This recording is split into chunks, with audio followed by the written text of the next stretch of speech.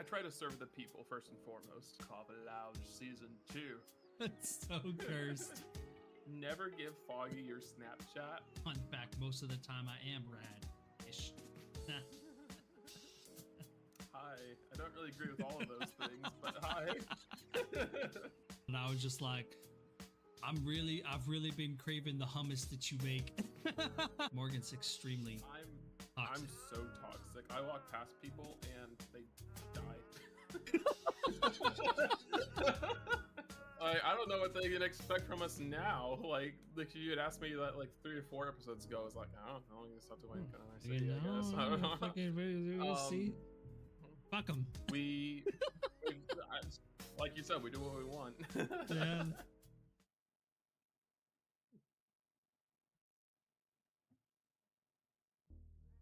That's right. We do what we want.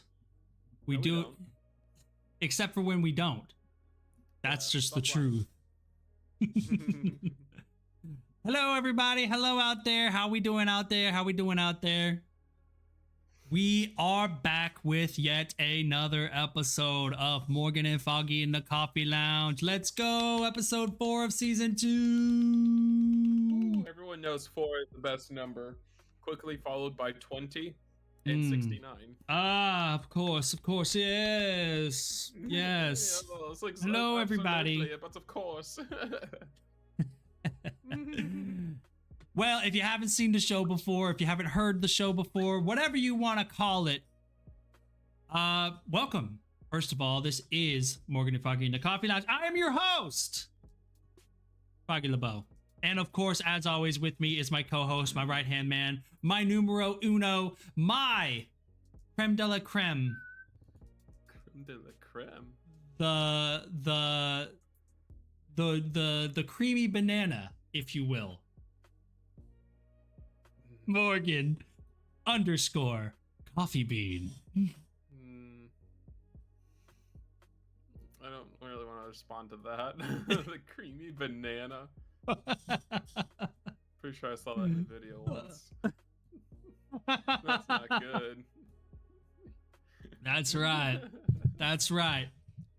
Anyways, if you haven't seen this show before, basically what it is me and my lifelong best friend, Morgan _ Coffee Bean. Say hi, Morgan. See, that's better. That's better.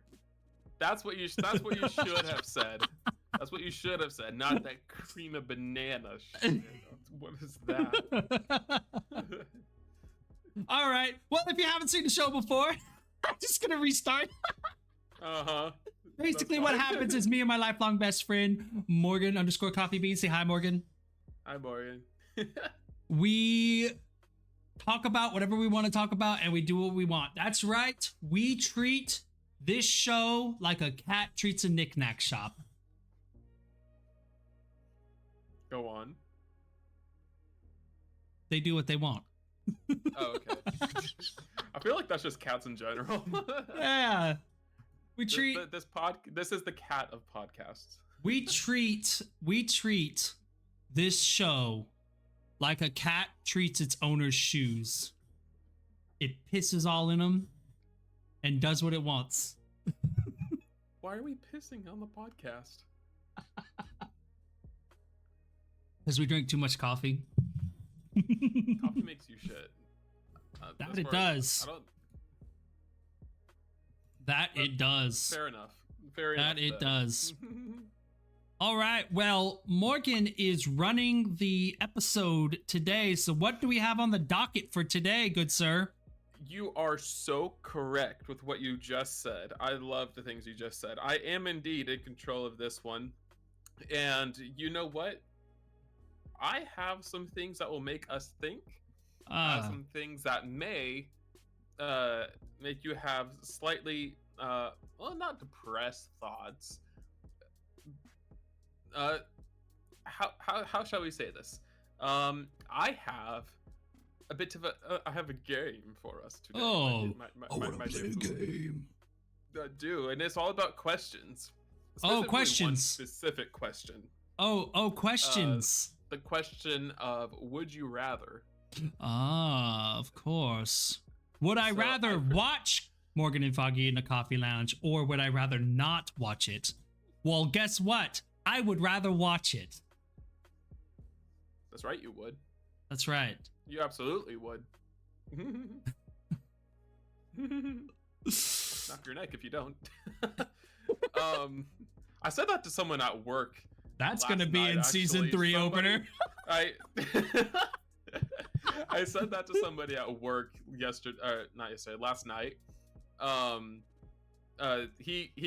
My coworker came up behind me. He said, because I was doing my job, but he has this joke where he comes up behind people and he was like, "Hey, get back to work," and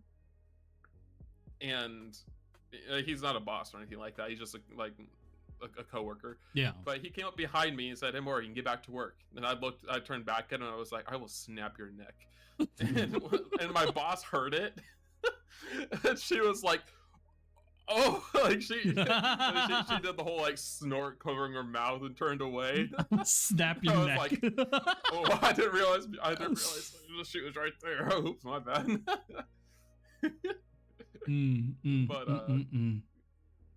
Yes. Oh my gosh. But yes, I do have a few questions, things that might spark some fun conversation that I'm honestly kind of interested to hear other people's responses too. So if you guys are interested in giving your thoughts, like in choosing one or the other, because again, it's would you rather.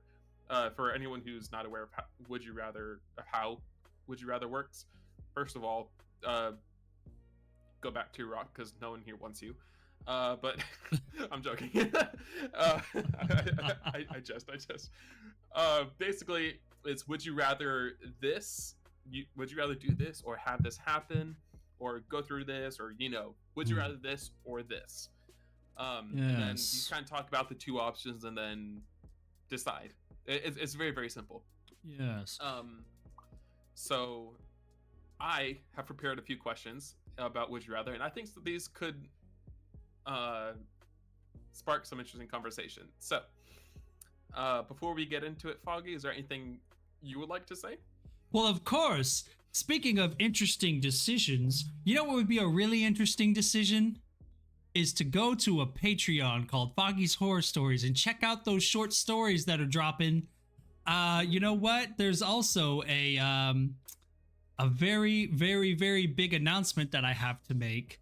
The announcement is the freaking book is done. Bro! Yes, it is. It's done! Let's go! It's done. It literally, dude, that was 4 years I worked on that book. It's finally done. And I am How does it feel? Honestly, does it feel like it's done? Like do you feel like finished with it? Does it feel like it's done? I mean, like, obviously I still have like the editing phase basically, but that's like so minuscule. Like that's not a hard phase to get through. Right. No, honestly, honestly, it just feels like a hole in my life now. Because really? I guess so. That makes sense. It feels like a hole there because like obviously like I've had this nagging thing in the back of my brain for the last 4 years saying you need to finish the book. You need to finish the book. Oh, that's an interesting project you're about to start, but Foggy, you need to finish the book. You need to do that. And now it's like I have finished the book and like what am I even fucking doing with my hands? Like I don't know. I am so beyond excited that I finished the book, but at the same time, I'm sitting there going, I don't know what to do now. Yeah, it's like that actually makes so much sense. Because like you've been pouring all your time, well, not all of it, but you've been pouring a lot of time and energy into this thing. It's like you said, 4 years. That's such a long time to spend on anything. Yeah. Let alone one project. Yeah. And so now that that's done, like there's this 4 year long hole, like this gap now that's just kind of there. Yeah. But I promised myself that I was not going to go another year with not finishing it. I wasn't going to go into 2025 I was not going to go into 2025 with an unfinished book. I needed to finish it. Yeah. So that's what I did. I sat down and I was feeling some type of creative way and I just did it. I did the thing. So yeah, I feel good. I feel really good. And Absolutely. so that is the thing that I wanted to say. That's a huge announcement. And if you want to support my book when it drops, you can go check it out on Patreon on Foggy's Horror Stories. I actually am thinking that I might actually try to actually get this like self-publish and publish the book and try to do this shit professionally. That's so cool. So I'm excited about it. Imagine going to like a store, like a Barnes and Nobles, a library, some sort of bookstore, and then seeing your book on the shelf. Yeah, that's what I was thinking. I was like, dude, that would be crazy. Put me in the damn section with Stephen King and all them great horror writers. Well, you know, surreal. it would be really cool. And I can't think of of how I would react to it right now. But Yeah. I feel good. I feel good. Like, how many people could really say they sat down and wrote a book? That's wild. Yeah. But it's done. So that is my thing. I just wanted to say, like, it's done and I'm excited and I can't wait for everybody to see it. No, absolutely. I'm excited to read it. Foggy actually sent it to me, and I've been he sent it to me yesterday, day before yesterday, and Yeah. I haven't opened it. I haven't read it yet, specifically because I've been busy with work and just a few things that's going on. And I'm like, I want to set aside a good chunk of time specifically so I can like really get into it, you know, and I really appreciate it. Because I feel like anything less than that wouldn't be like fair to it. Right. It would be a disservice to you as the reader who's consuming the story, and it would be a disservice. And to you. Well, not really. It's not like it affects me. Well, I mean, no, but I feel like it'd be a disservice, or like almost. I would feel disrespectful. Yeah. No, like, I see what you're saying. All the time and effort you put into it, you know. Yeah. No, I see what you're saying. Like, like it would just be a, especially if I'm asking for like feedback and stuff like that. I see what you're saying. No, totally. Right. Okay. Well, that is the only thing I had to say. I'm ready to get into the episode. Alrighty. Well then, in that case, I have a question for you, Foggy. Ah, of course. Ask it. Ask away. Would you rather always know when someone is lying to you, or would you rather be able to lie without anyone ever knowing? Ooh.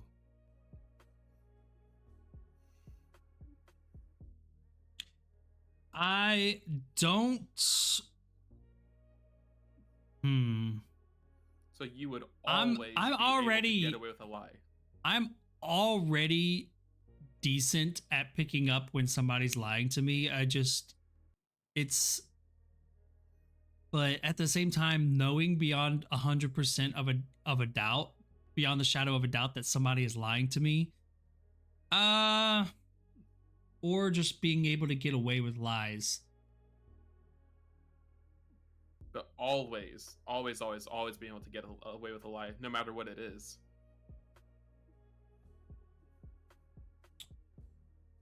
I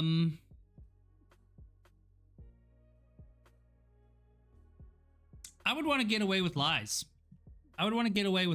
Really? Yeah, I would. I would want to. Okay. I want to hear why you say that, because I, like, thinking about, like, when I was writing these, I chose the other one. Yeah. So why would you rather get away with lies? Okay. So here is my argument.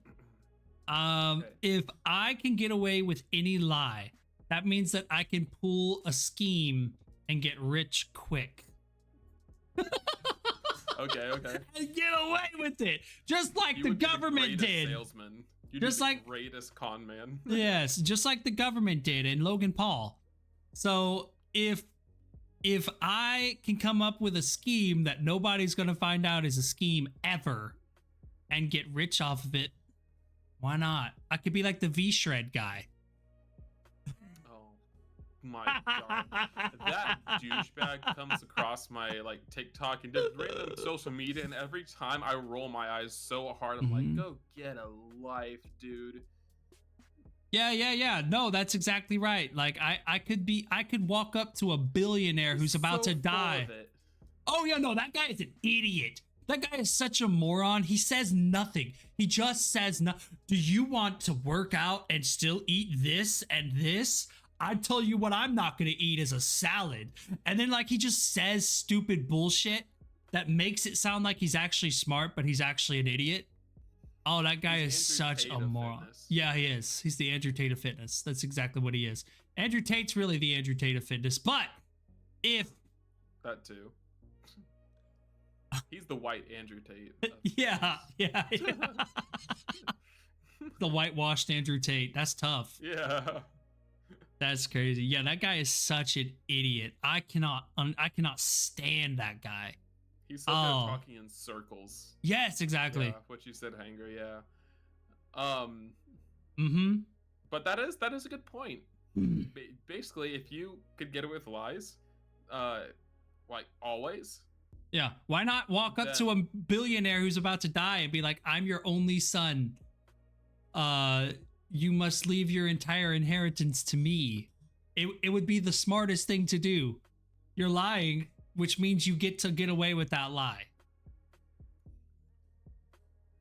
You've just given me God powers, you understand? Well, not exactly, because even though they might believe your lie, that doesn't necessarily mean they agree with what you're saying. So like, it's like, say if you went to a billionaire and said, "Yeah, I'm your only son," or like I am your son, and you need to leave your fortune to me. They'll be like, "Okay, I believe that you're my son. I still don't want to leave you my money." Yeah, but that's whenever you say, I understand what you're saying, but it would actually be the smartest thing for you to do if you could leave all of your money to me, your entire empire. Just leave it to me because it's smart. Don't you agree? No, because I don't know, because like the thing you're like, subtly you'll be planting these seeds of doubt in their brain. I don't see. I guess in my head, like being able to lie and be able to like not let anyone know that you're lying, and being able to persuade somebody like to do your bidding, like, you know, like force powers, those are two different things in my head. I was gonna say, you've basically given me telepathy, because honestly, I could also plant seeds of doubt in people's brains. Like, I would tell that billionaire, your whole family is plotting to kill you. I know it. I've seen it. They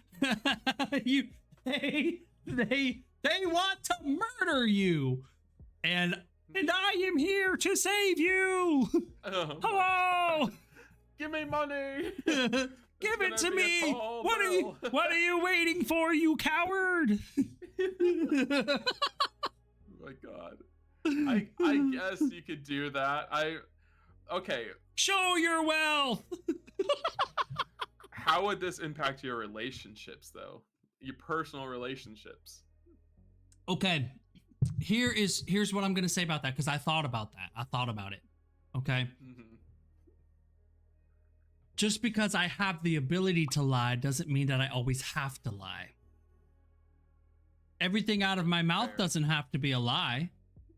True. So I just tell the truth to Sylvie and we're set. I mean, that's basically it.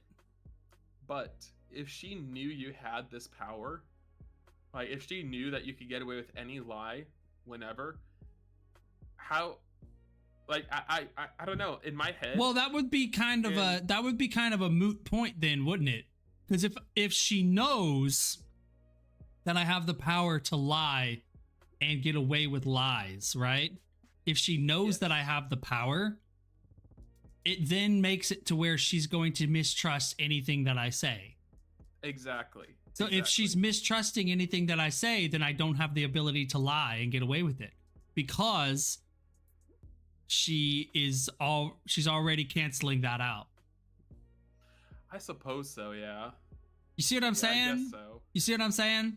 Like, but with her, I mean, like, I already here. So here's the thing, and I know you know this about me. Like, my number one thing I hate to be called in real life is a liar. I hate that shit. I really do not like being called a liar. I don't need to lie. I don't need to lie. So, like, don't call me a liar, because if I'm telling you something, it's the truth. I don't need to. I don't need to lie. Very rarely, if I'm lying, it's usually to spare someone's feelings. You know what I'm saying? Because there's a difference, in my opinion, there's a difference between lying and saying something, being brutally honest to hurt somebody's feelings. For sure. So, like, there are times when lying is a necessary thing to you know, save somebody's from experiencing pain. Right. So, but I don't count those as lies. Yeah, I don't count those as lies, because yeah, they may be lies, but at the same time, it's like, okay, but you can't just blast somebody with this nasty truth that is actually going to cause them mental anguish and pain. Like, that's literally just cruel. That's cruelty, is what that is. Speaking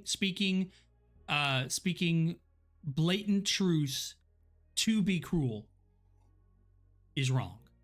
It's morally wrong. It's morally bankrupt, in fact. Right, because it's coming out of from a place of malice and, you know, like, intention to harm. Yes. Yeah. No, absolutely. I agree with that. So yes. And then on the flip side, the reason I would not choose the other one is because well, it's kind of the same thing. Like, if I knew at all times that other people were not telling the truth to me, I would never be able to have my feelings spared. I would never be able to, you know, I would always feel somebody's pity, even if they were trying to spare my feelings. I would always feel those intangible things. You know what I'm saying? Like, the stuff that people are really thinking. And that can be damaging to a person's, not only to a person's, like, ego, but, like, just it to their mental health in general. For sure. So, just something I thought about. Okay. Well, I would like to explain my position. Yeah. Or, like, why I would choose to rather know when someone is lying. Okay. Why I would prefer to know when someone is lying. I feel like that would be such a useful superpower if used correctly. Yes. I would never want to be able to lie and always get away with it, because, well, for a multitude of reasons. First and foremost, it would be a huge temptation. The knowledge that I could get away with saying anything and people believing it, like, I would like to think that I'm not the kind of person who would abuse that ability, but I know that there would always be the thought, it's like, hey, you could. And everyone has their off days or their bad days, right? So I would not even want that temptation. Power over truth and lies. Just power over truth and lies in general, like, in all actuality, like, if you really think about it, is almost godlike in the amount of power you could hold over other people. Right. Especially because, like, if you have the power over people's perception of reality, because that's ultimately what it is. Yeah. Then you can literally change everyone's quality of life. Yeah. Like, imagine if you were, like, some sort of public figure. Like, at that point, you would just be like the ruler of the earth, you know? Yeah. But the reason why I would want to know when someone is lying is because I know that we all tell lies in our day-to-day life, you know? Like, not all the time. It's not always, like, malicious lies. Sometimes it's just like little white lies. like say, I don't know, like sometimes lying is a useful thing. So like the scenario that just popped up in my head, I had this one friend who was trans, and she and I were out in public, and there was a very belligerent stranger who walked up and was like, "Hey, like, are you trans?" And he looked at me. He's like, "Is this one trans?" And I was like, "Well, this guy's acting violent. I'm not going to tell him that she is." I was like, "No, of course, no, she's not. Why? You know, like, why would you ask that? You know?" 'Cause, like, I looked to her first, so she was like, "No, I'm not trans. I'm not trans." You know, so I didn't just deny her identity in front of everybody. Right. Uh, but if I had looked at him and said, "Yeah, she is," that would put her in a potentially dangerous situation. Right. Um, It's having so that it's having that situational awareness to understand on the fly when you need to and when you don't need to create a facade, essentially. right, exactly. Um, but also, so like knowing that everyone does tell lies throughout their life, as long as I'm reminding myself of that, then I could use this ability to potentially protect not only myself but other people. So, like, say if me and a friend are being followed, and I asked him, "It's like, why are you following us?" And he's like, "Oh, I'm just going to my car." And I was like, "Oh, well, that was a lie." He was like, "Are you planning on harming us or like trying something?" He was like, "No, of course not." He's like, "Oh, that was a lie. We're in danger." Yeah. Or it would also help me understand a situation a little bit better. Like, say if I'm living with someone and they're going through a really hard time, I'll be like, "Hey, are you okay? Like, are you thinking about hurting yourself or doing something?" And it'd be like, "No, I'm fine." Like, beep beep beep. No, that's a lie. It's like, then you get this person help. You know, that kind of thing. I feel like I could use it to potentially help and protect myself and other people around me. Yeah. So that's why I would choose to be able to know when people are lying. And, you know, like, I feel like I'm a big boy, so I feel like I could handle knowing if someone is sparing my feelings, because that's another thing that Yeah. we do for each other, you know? Yeah. Does that make sense? Yeah, but at the same time, like when you think about those truly devastating conversations and having those conversations, sometimes it's better to hear things in a kind way than For sure. to just know the full brunt truth of it all. This is just the way that my brain is processing it. Like, but like, no, I do. I see where you're coming from though. Like, totally.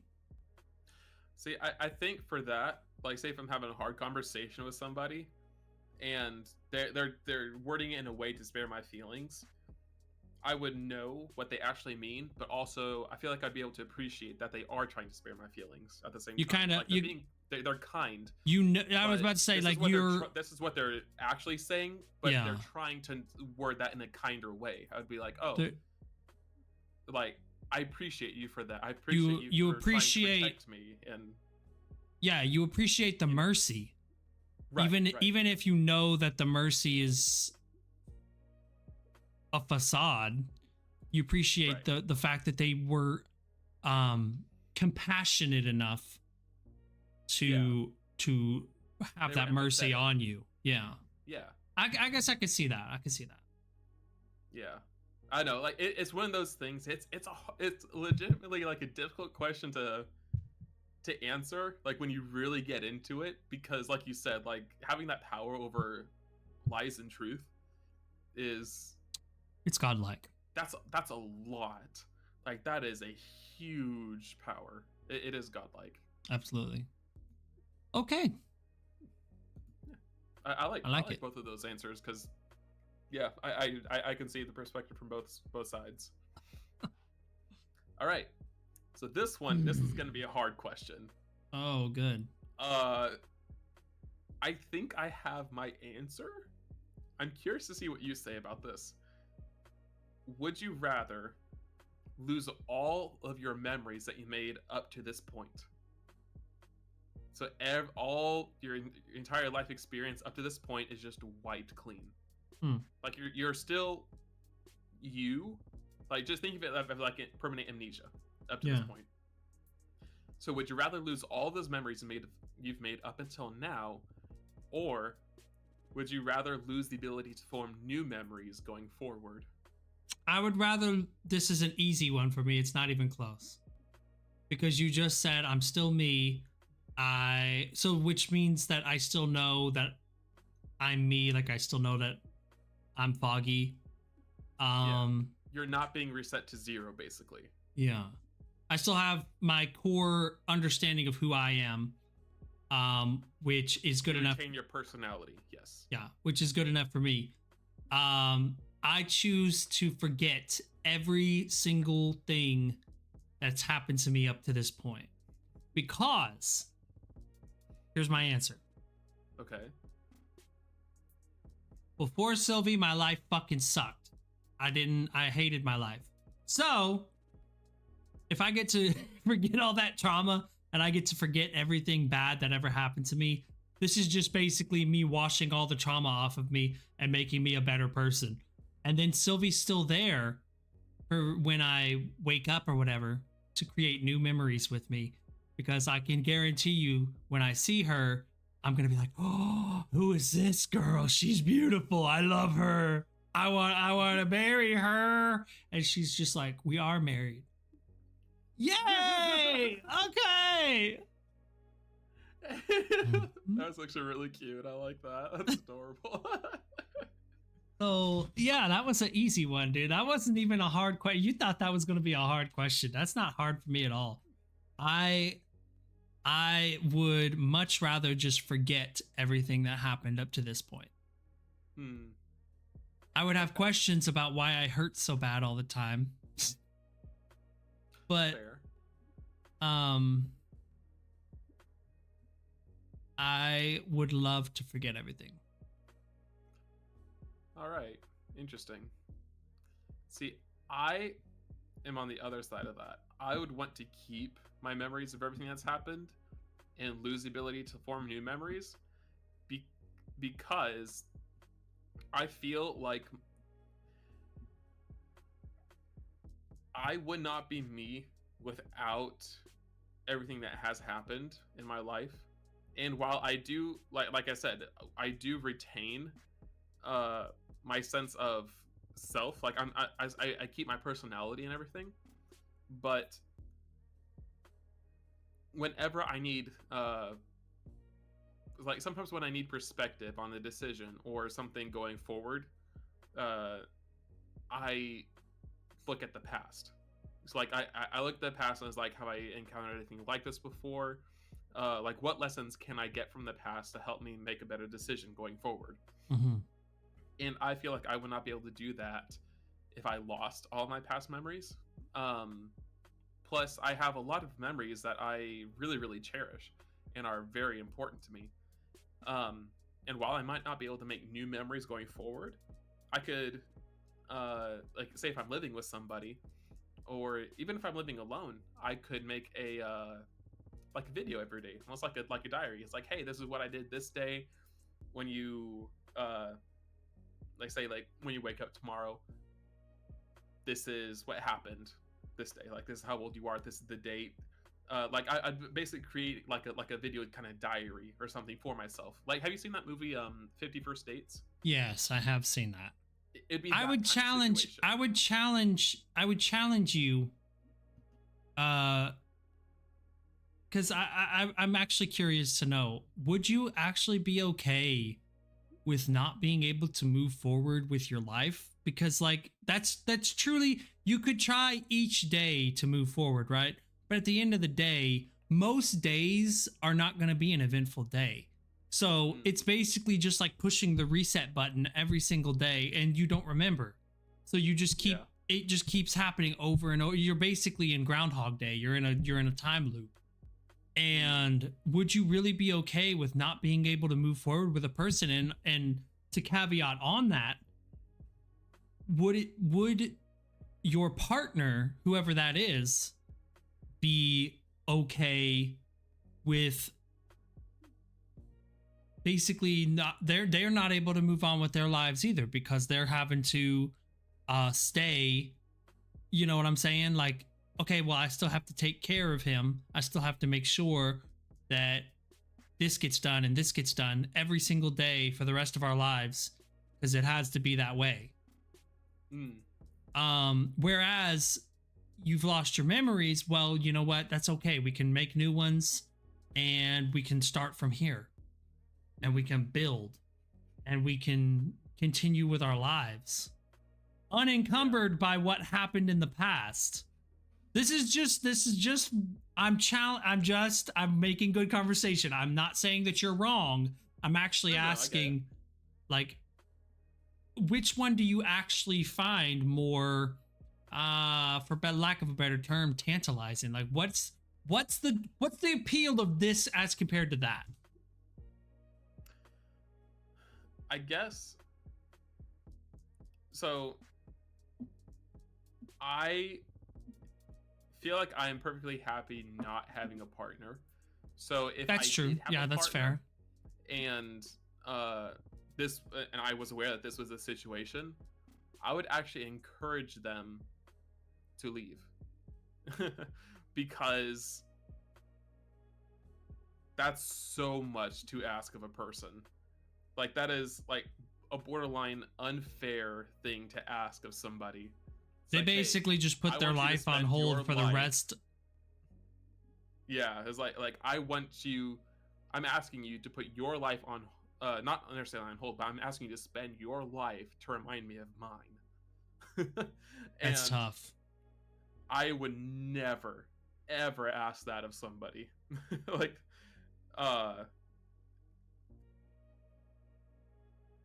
honestly, I don't know. This is a really hard one for me.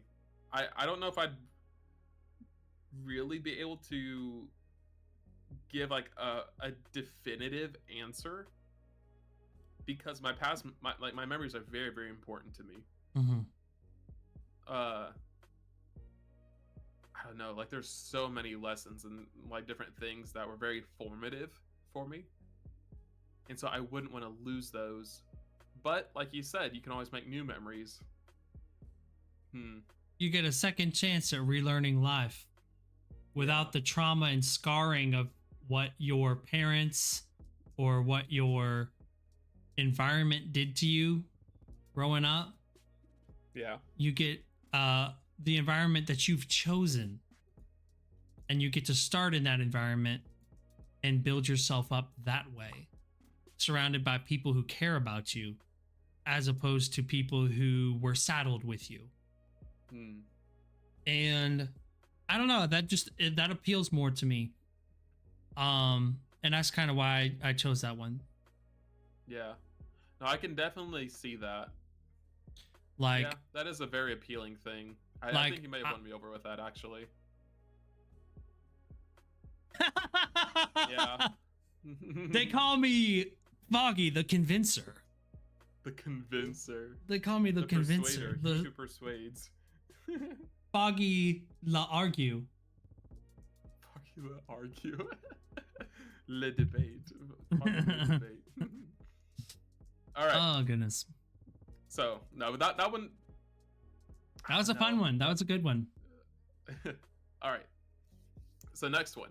I already know this one. This is a easy answer for me.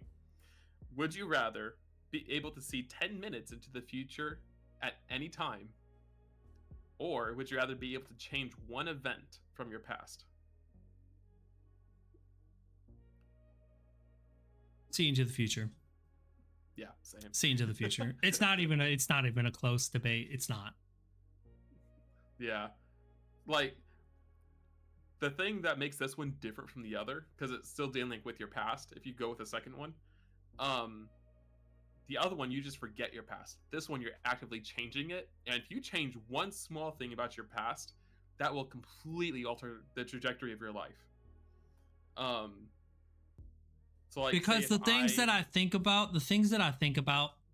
changing um could easily probably lead to my death, as a matter of fact, or something, just catastrophic.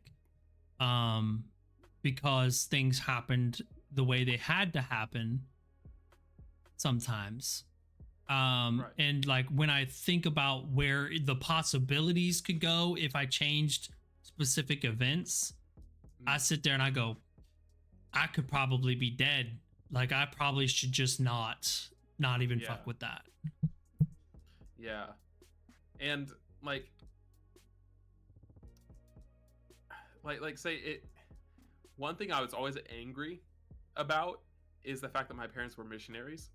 So if I were to go back and change that, or if I were to change it so that they weren't, I never would have met you. Right.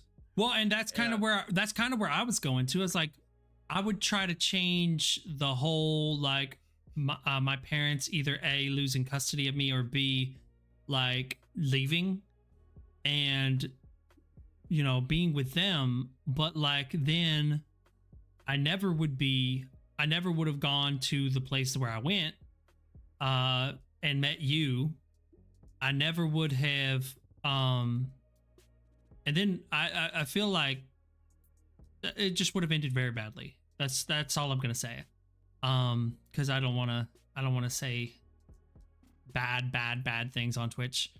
But basically what I'm saying is I know that the reason that I'm actually alive right now is because of what happened. So right.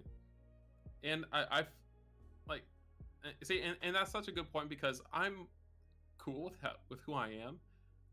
So I wouldn't want to change anything and risk becoming someone who I'm not happy with. Right. Plus, I never would have met Sylvie either, and that's unacceptable to me. Yeah. That's unacceptable to my life. That's such an insane thing to think about. Yeah, no, I would much rather be able to see 10 minutes into the future at any time. Yes. Because like Ali's saying that it would be like a horrible thing, like ruining the ending of books. So it's like, well,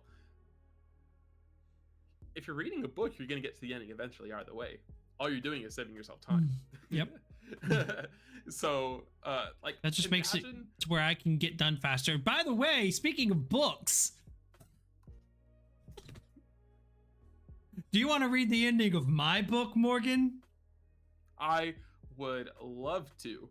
I'm telling you. Well, there's a book written by Foggy LeBeau, and you can see it with our sponsor today, Foggy's Horror Stories on Patreon. Go become a free member. It's free, baby. You get the updates on when Foster drops and stuff like that. It's going to be great. It's going to be great. Sorry, I had to drop an ad in there real quick. Hey guys, it's this or actual ads? Would you rather? Would you rather have actual ads, or would you rather listen to my ads? Yes, personalized ads. Yes. But no, like there was this movie. It was a Nicolas Cage movie called Next. Sorry, that's just my response to hearing a Nicolas Cage movie. Whew. No, that's fair. That's fair. It was actually really, really good though. Like it was actually really good. So it's called Next, and the whole premise of this is okay. Yeah. So anyone who has not seen it, it's about this guy who can see 2 minutes into the future. I think 2 minutes is his limit. So he uses this for like gambling and like a whole slew of other things. He winds up helping the police with the murder case, and he winds up being able to save a whole bunch of people,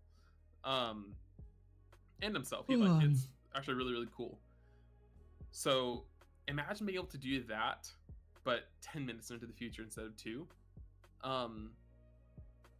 Because like once you see 10 minutes in the future, you retain what it is that you saw.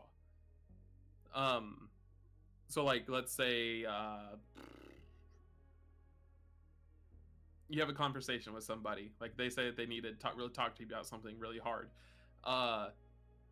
You look into the future, have that conversation with them, and then when you come back, you tell them, it's like, hey, it's okay, I already know. Like you can kind of like maybe like take the brunt off of that. Like you can use what you saw to change how things will go. I think that's just such a cool power. I would much rather that. Yep. Yeah, I feel like that was a pretty easy one. Mm-hmm. Okay, here's one. Here's an interesting one. This is a weird one. Okay, would you rather be feared by everyone but have no close relationships, or would you rather be loved by everyone but you have absolutely no privacy whatsoever?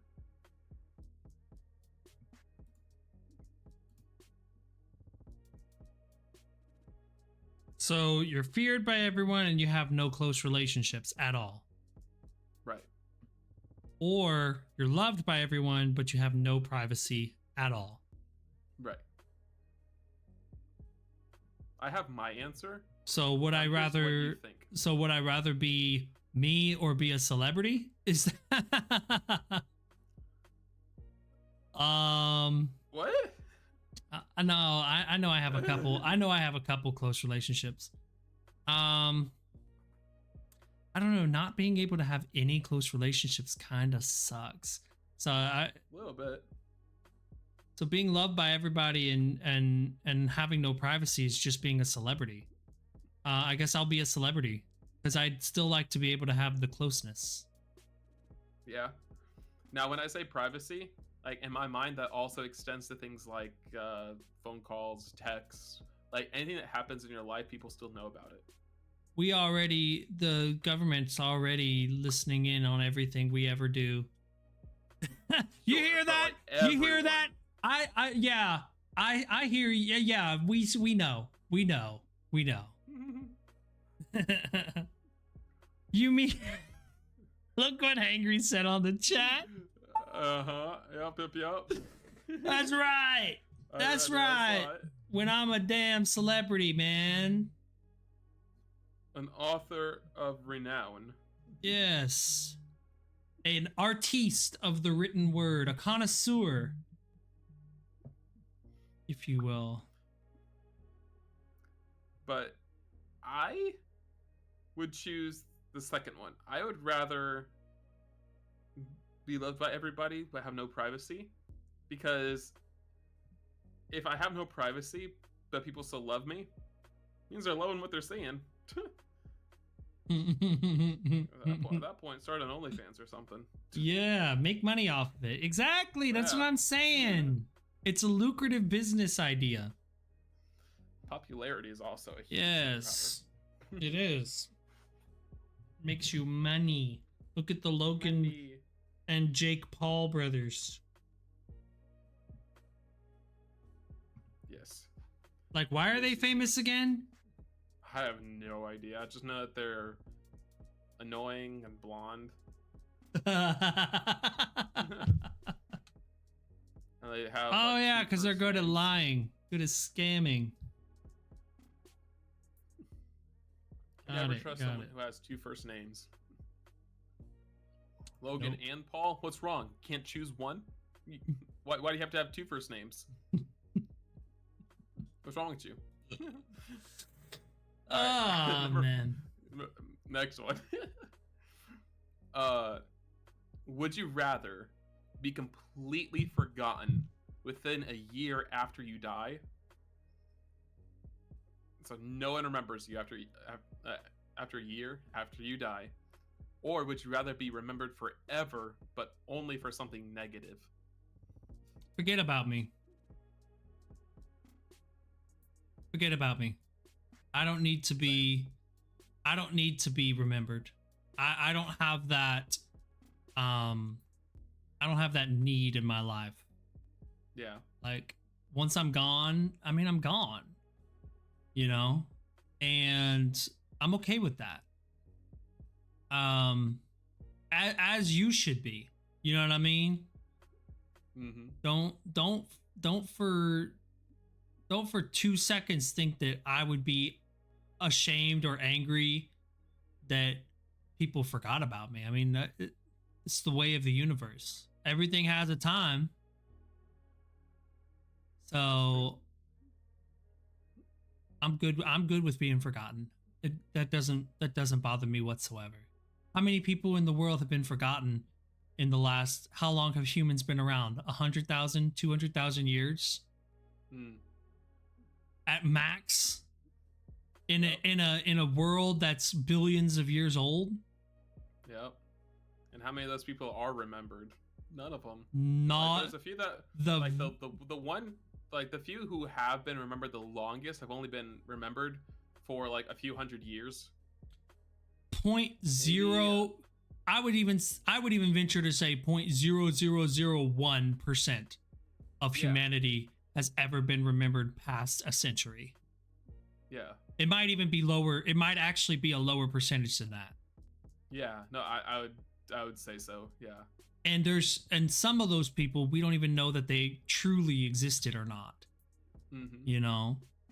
It's just speculation. It's like, well, like, they probably did. It would make sense if they did, but we don't know. Kind of thing, we don't know that for sure. There's evidence that points to that they could have existed, but we can't determine that for sure. That's all I'm saying. Like I would be very it would be very arrogant of me to assume that I am just as special as the other, 99.99999 whatever, however many, that I'm better than them. It's like, I deserve to be remembered specifically. Right. No, I'm good. Yeah, that was my answer too. That was a pretty easy one, because like eventually we're all gonna fade from existence. We're all gonna die. At that point, it literally does not matter. It's not gonna affect you either way. And let's say you do manage like some sort of immortality in the form of being remembered forever. Our planet's gonna burn out eventually. Yeah. And then what? It's just a little hunk of dead rock floating around in space. It's like, oh, good job. You know what will be immortalized? A book that's been written.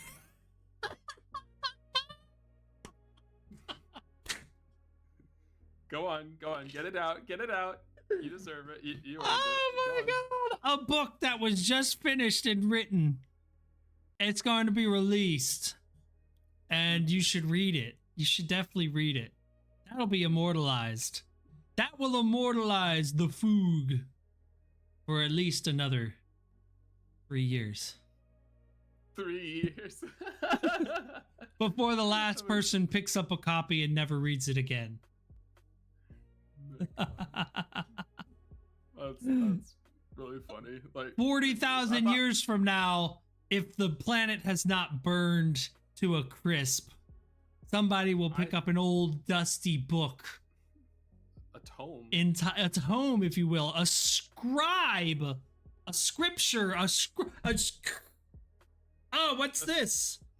Foster by Foggy LeBeau. What is this? I don't want no scrub. Scrub is a guy.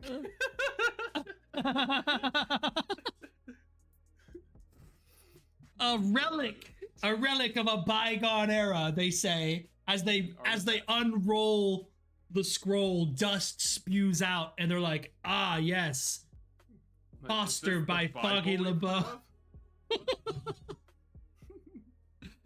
Oh man. My god. Lost to time, but uncovered once more.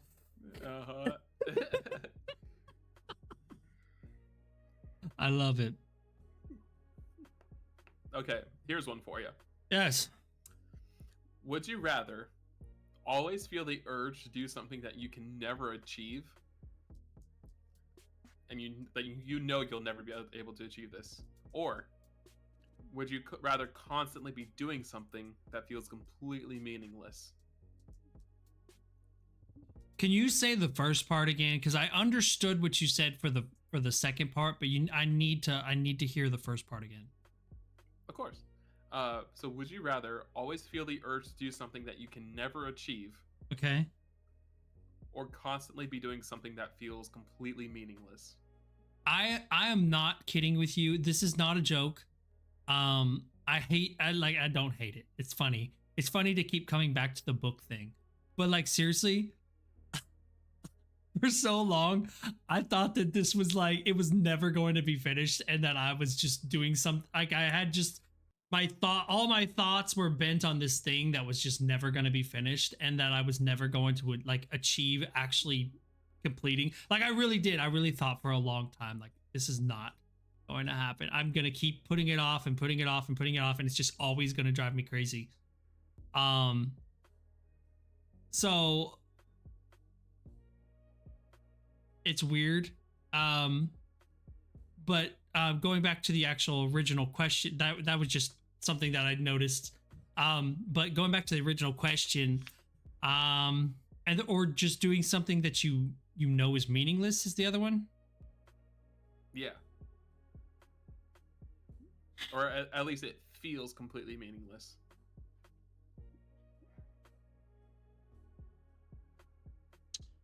I guess it would just depend on what my like actual intentions and goals are.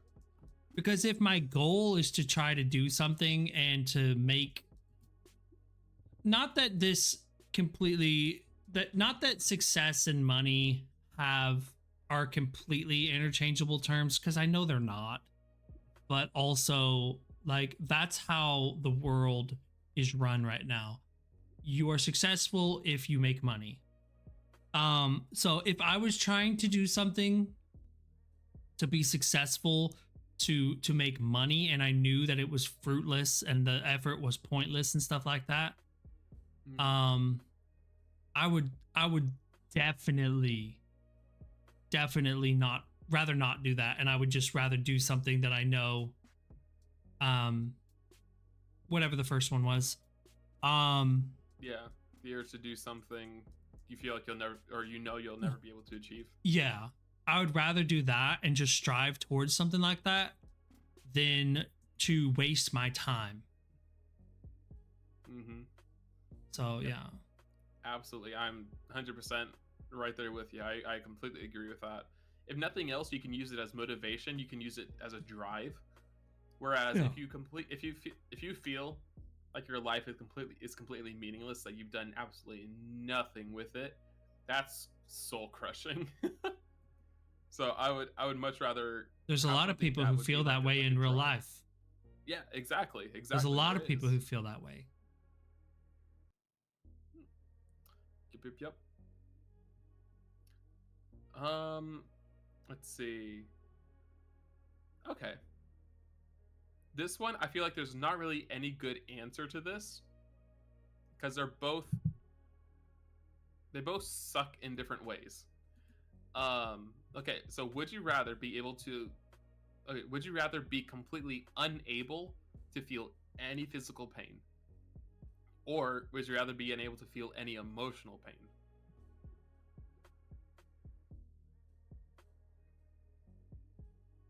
Physical pain. Okay. Over emotional. I deal with emotional pain so much that I have become very, very, very strong with dealing with it. And I feel like I have a better grasp on it than I do with physical pain. I've also become accustomed to dealing with physical pain too. Like I hurt all the time to the point that it's just my new norm. Especially my back and my neck. So like I would rather be able to have all of the emotional damage to make a funny joke. The emotional damage to basically just like the thing that I think that I have like in strides is I have empathy, right? But because of how much stuff I've been through, right? But it's not just, and this is something I actually was just doing in class the other day. It's not just affective empathy, right? It's something, it's called cognitive empathy. Mm. And what cognitive empathy is you're not just like when somebody else is going through something, you're not just feeling you're not just feeling sympathy for them and like you're empathizing with them and like, oh, this is sad. You know what I'm saying? Like, I'm here for you. With cognitive empathy, you are feeling what they're feeling because you've gone through it as well. So Right. you even are affected by the way, by their reaction because it's something that you've also been through and you understand and you can connect those things. Mm. And I have that in strides. Like I feel like I've had a lot of crazy things happen. Like because I was doing a research project with my school, and part of it was like basically just putting on paper, like all the like it was basically doing a cultural representation of you, like basically what made you, right? And so like as I'm putting all this different stuff down, I build this picture of this like greater understanding of me and like what would make me an effective mental health counselor. Right. And looking at all the struggles and all the stuff and all the craziness that I've been through, the one word that keeps coming back is empathy. Like nobody will be able to empathize as a counselor like I can. And I know that may not be objectively true, but subjectively that's how I feel. I feel like I can empathize with anybody. I feel like nobody will be able to empathize with the clients better than I can. Not in a depressing way, just in a professional way that I can provide that unbiased, unconditional positive regard. Right. And so like that's I know that was very long-winded and I'm sorry, but like No. that's what I'm getting at. I really like listening to this kind of stuff, so you're not boring me at all. Yeah. Okay, I have a question then. So I would consider both you and Sylvana very empathetic people. Would you agree with that? Yeah, I do agree with that. Yeah. So I have a question for both of you because I know you're listening, Sylvie. Would you be able to empathize if I said I was very proud of both of you? Would you both be able to feel proud of yourselves? No. Because I have so. way too much emotional damage. That's what I thought. I was gonna say if you're that empathetic, which I know you both are, be proud of yourselves. if for no other reason, because I am. No. There's way too much emotional damage there. That one was meant more like as a funny, but also he's like let yourself be proud of yourselves. Mm-hmm. But it was mainly meant like just meant as a funny. But yeah. What about you? You haven't answered yet. I would want the same thing. Like I would want to be able to retain my emotional health, I guess, for lack of a better term. I would want my full range of emotions, because I feel like everything that makes us human comes from our emotions. Like what we consider human or like people comes from an emotional standpoint, not just like a biological standpoint. And I feel like even though it would be like what Sylvie said earlier, it would be dangerous to not be able to feel physical pain, because like pain is like basically just warning signals like, hey, something's wrong, like we're under attack, something is wrong. I feel like there are ways you could be like there are ways around that, but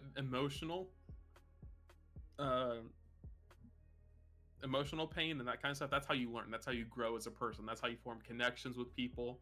Like what you're saying, that's where empathy comes from. Um, and I feel like it's very, very important to have that. It is. And It's so well, for me, it's more important. emotional intelligence is something everybody needs. Everybody needs it. If you don't have any emotional intelligence, I got news for you. You are a psychopath. Right. So, just wanted to say that. Yeah. Emotional intelligence is a very big, very, very, very, very big thing in everybody's lives, and you need to have emotional intelligence. People who don't have high, like there are people who have low emotional intelligence, and they don't have high emotional intelligence, and those are the people who, when you look in like at society, those are the people you would normally classify as people who are shallow. You know what I'm saying? Like people who they're really self-absorbed. They don't, you can't really have a deep conversation with said people. Everything's really skin. Yeah, it's very skin deep. Face value. And there's nothing further in there.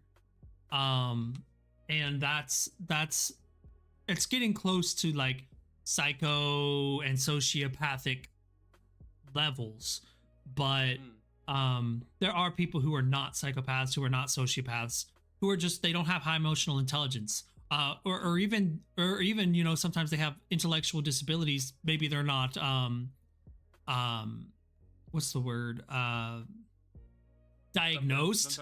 Maybe they're not diagnosed with like any type of intellectual disability, but like sometimes having intellectual disabilities, you're not able to develop emotional intelligence at a very good rate.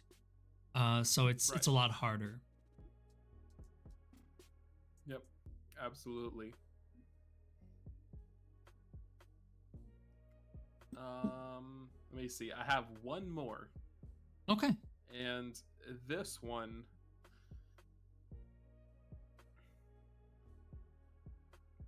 I know my answer. I feel like I know what yours is going to be too. Okay. I'm curious if I'm right. Okay. Would you rather experience a major personal failure that everybody witnesses, or witness a major failure of someone you care deeply about but be powerless to help?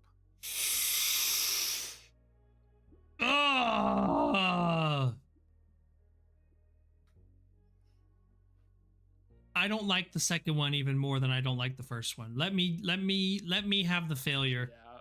I could not sit by and watch you or Sylvie or Grave, you know, people that I care about. I could not sit by and watch Quinn. I could not sit by and watch one of you guys have an extreme failure and me be able to do nothing.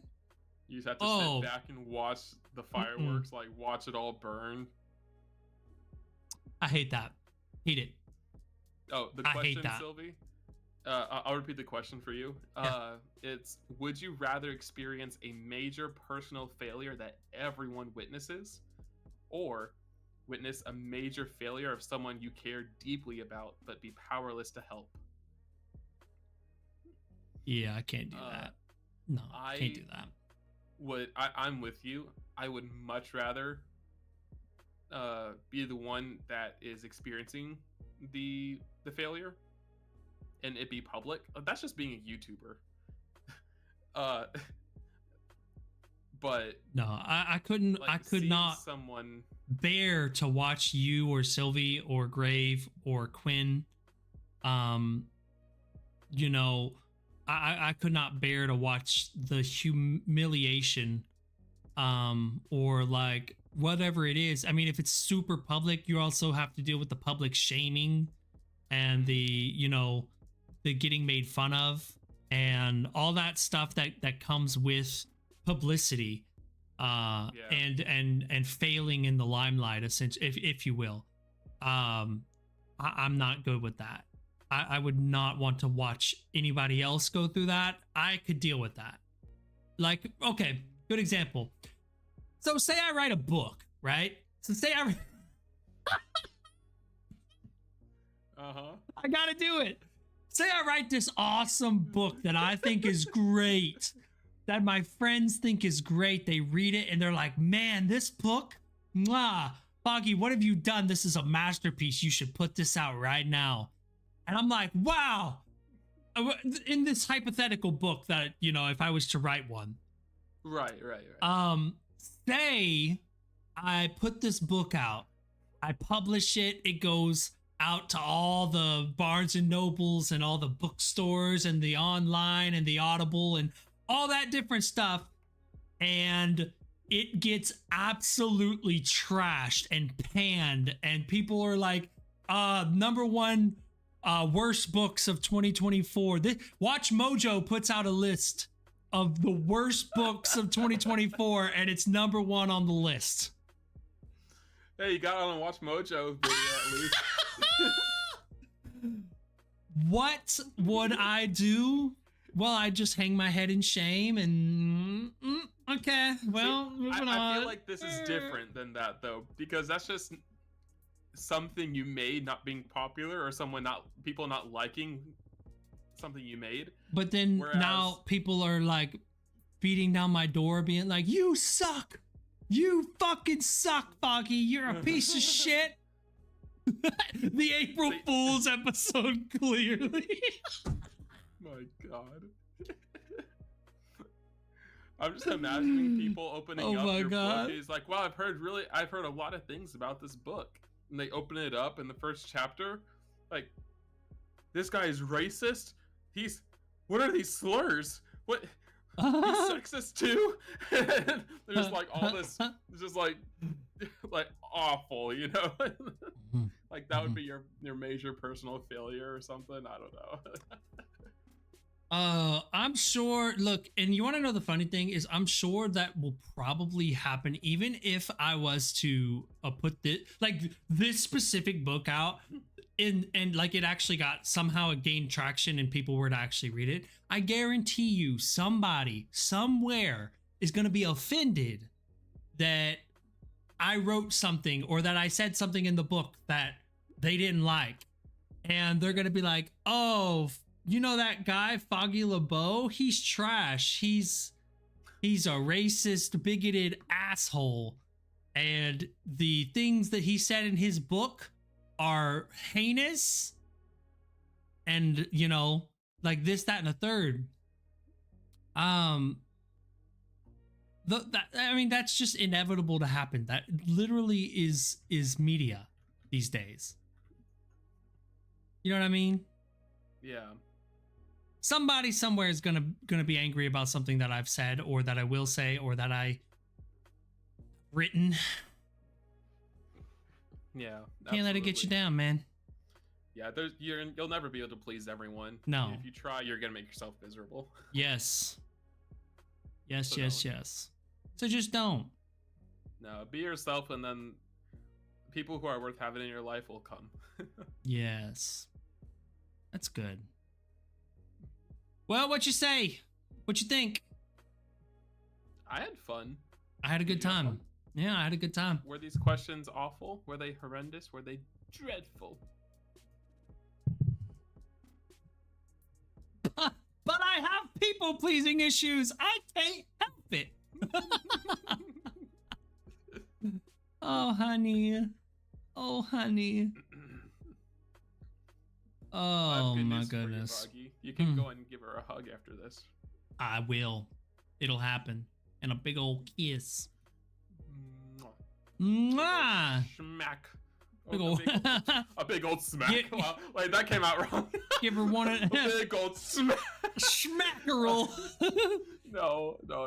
A big old big old floppy fish. A big old schmackerel. Oh my God. Big old sugar smack. Oh. Anyways. I feel like wow, childhood be coming back.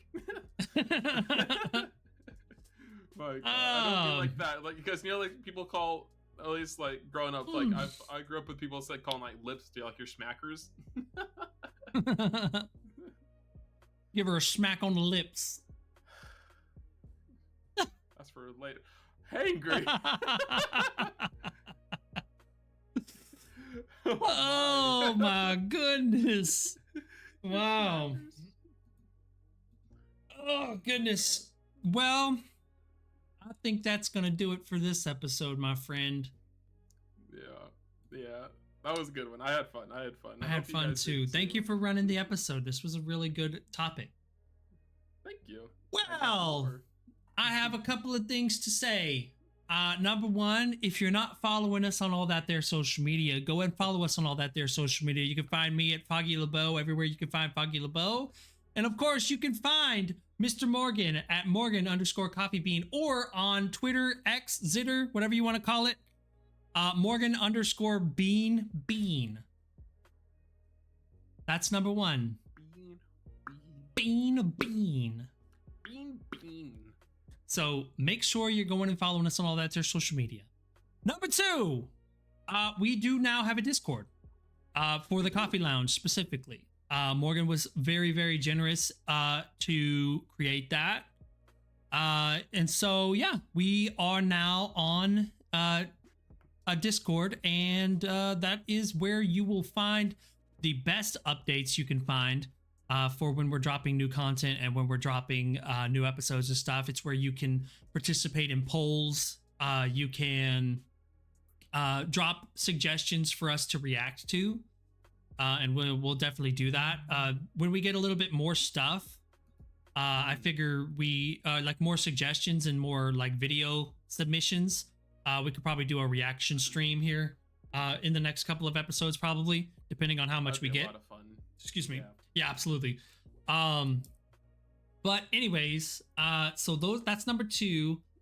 And number three, what was it? Oh, we now have MP4 like video upload on Spotify. So if you are seeing this on Spotify, you're seeing us. Hello. Hi, Spotify. How you doing? This is video now, which is awesome. Spotify, more like Spotify. Which is actually a good thing, because the thing is like we've always recorded in a certain way so that the Spotify audience would also be able to enjoy it and not be excluded. But now we can actually speak to chat a little bit, not get so completely distracted by chat, of course, but we can actually speak to chat a little bit in the stream, because you can see you can see it now and you can see us. So that is a new update that we have now. We have video on Spotify. So yes, that's a win. That's an absolute win. We are very excited about that. And I think that's the last thing. Do you have anything else, Morgan? No, I think you pretty much covered it. Okay, cool. I didn't even know, like, until you told me about Spotify being able to do like videos and everything, like MP4s. Yeah. I didn't even know that was the thing that was possible on there. No, I didn't know either. Well, I thought that I don't know if it's available to everyone. I think you have. I don't know this is true. Do not quote me on this. It might have always been a thing that I just didn't know about. But it could be that you have to have a certain amount of listeners, monthly listeners, before, or followers, before you can start uploading MP4. I don't know that though. That's just something that I've noticed. Our following went up a little bit, and then all of a sudden I had the option to upload MP4s, which is awesome. I'm way good with that. That's so cool.